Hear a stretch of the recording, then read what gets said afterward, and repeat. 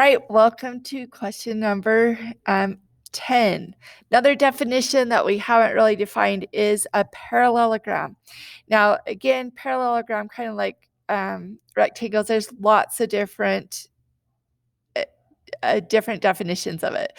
Like basically, you know that the lines opposite are parallel and different things. But one of the things that we're going to use of our definitions of our parallelogram in this is that angles that are across from each other are congruent. So like this angle and the angle that's clear across from it on my parallelogram, those are congruent.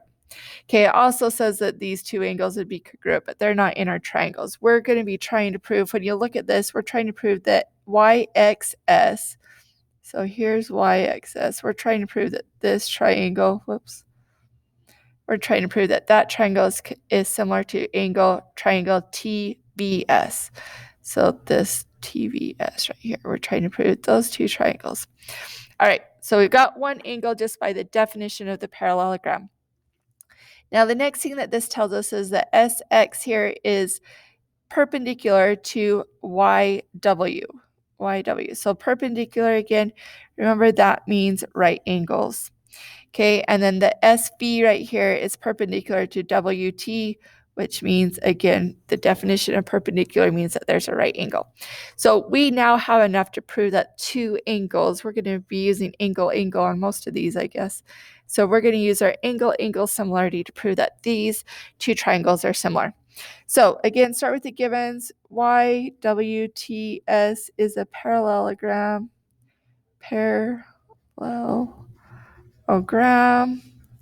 That is given. I'm actually going to not do both of the givens. I'm going to go ahead and write what that means. That means that angle Y right here is congruent to angle T. Again, that is just part of the definition of a parallelogram. Oh my goodness.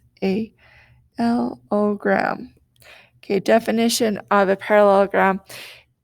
Truly how they get that is that these two angles are going to be supplementary. They're alternate interior angles.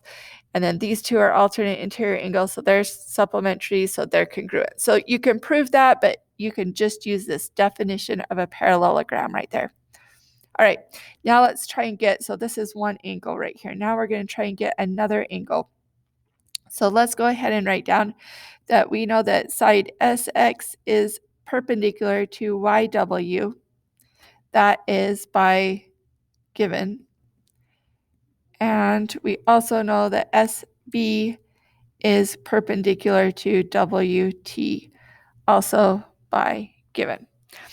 All right, so remember, perpendicular means a right angle. So this really tells us that this angle, which is SXY, is a right angle. Okay, that is a definition of perpendicular lines. Definition of perpendicular means you've got a right angle. Okay, same thing over here with this angle, which is SVT. So angle SVT is also a right angle. That is, again, definition of a perpendicular line. Okay, now, again, you can't just leave it there. You have to tell me that they're congruent. In order to say an angle, you've got to say that they're congruent. They're both right angles. Yes, they are congruent, but you've got to spell it out for them. So angle SXY is congruent to angle SVT. That is by definition of, sorry, that is not a definition. That is our right triangle, or right angle congruence theorem. So let's try that again.